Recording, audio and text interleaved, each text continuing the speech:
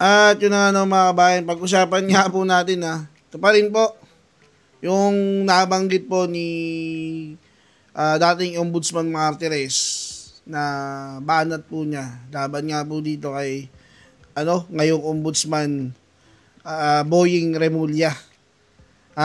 Ito po yung balita patungkol dyan mga kabayan. No? Hindi tungkulin, ito po ay galing kay kay dating Ombudsman hindi tungkulin ng Ombudsman ang araw-araw na press con para sabihin ito ang ginawa ko na ipahayag sa mga tao na dinagdaan ko ang mga kautusan sa pagpapatalsik kay Senator Juan de la Cruz.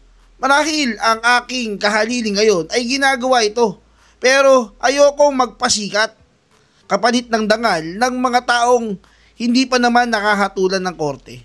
Ito po ay galing kay Sir ex-Ombudsman Martires.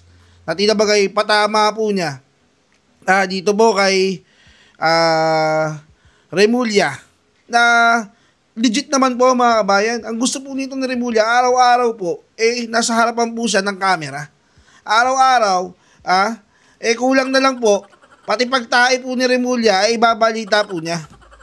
Di ba mga kabayan? Kulang na lang po, pati yung pag-ubo niya, pag-inom niya, lahat na lang ibabalita mo. Gusto mo press con, gusto mo araw-araw lamang ka ng TV. Ganyan po si Remulla mga kabayan.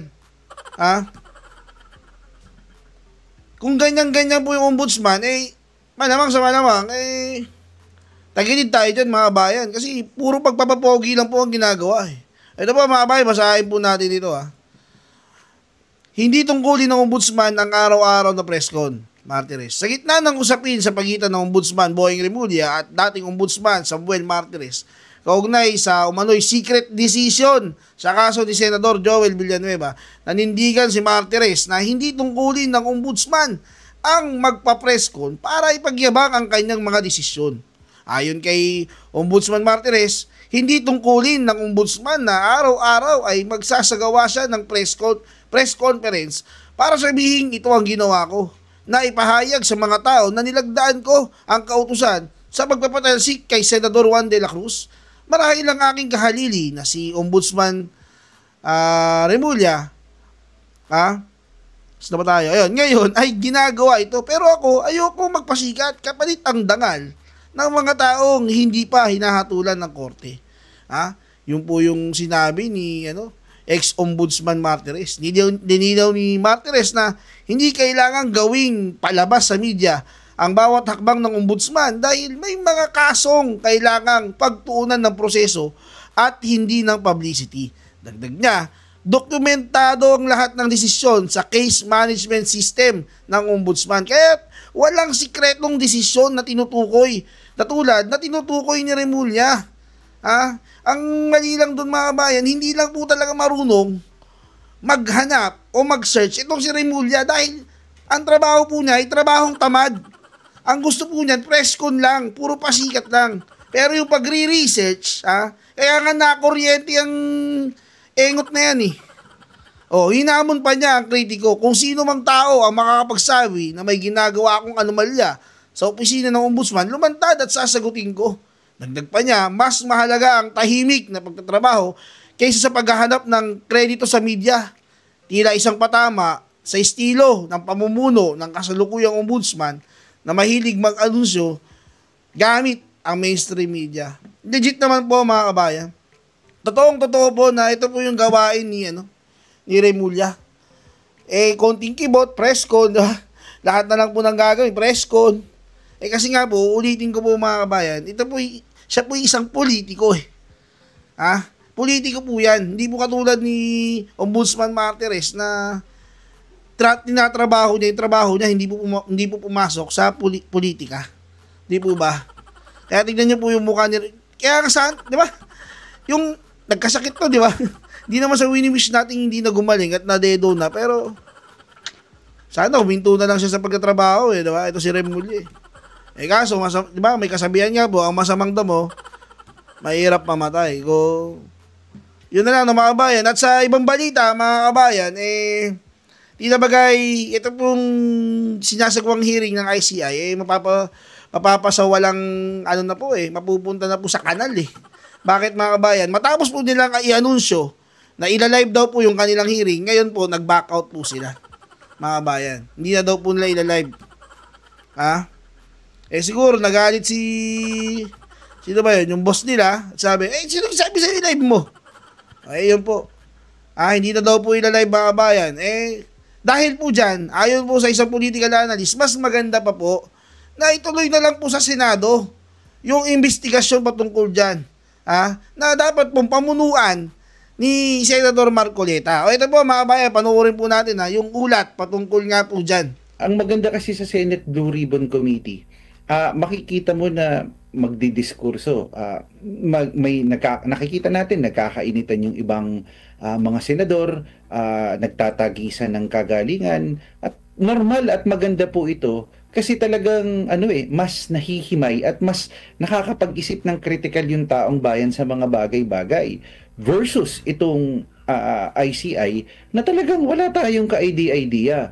Nananahan lamang tayo kapag nagsasalita si Executive Director Brian Hosaka kapag may nakausap silang ganito o iba yung nangyayari doon sa mismong sasabihin o bibitawan niya basically sa media. Maaaring sinugarcoat na ito, maaaring ipinresinta na ito sa pamamaraan na temper na kumbaga may pag-filter na at the end of the day na kahit na anong gawin natin. Hindi katulad kasi sa Senate Blue Ribbon Committee, naka-livestream kung gusto mo, pumunta ka mismo doon sa plenary, makapanood ka o umattend ka doon, may malaking TV naman sila doon sa labas. Ngayon, kung talagang mabigat, sinususpend nila yung session kung talagang mainit. Pero ang punto, nakikita ng taong bayan. Ang mga taong bayan bandang huli ang nagpapasya. At yun yung maganda dito sa demokratikong pagpapahayag na kung saan may pagtatagisan, may diskurso, may oposisyon, may administrasyon na kung saan may diskursong nangyayari. So yun yung kagandahan ng demokratikong pagdinig versus para makaiwas sa sakit si Tubby at ang buong pamilya, dapat tuloy-tuloy ang protection with Lysol. It kills over 100 illness-causing germs on over 100. Wala talagat po tayong ka-idea sa nangyayari sa loob ng ICI. So, ano masasabi ninyo sa nangyaring pagsunog sa ilang bahagi ng opisina ng DPWH?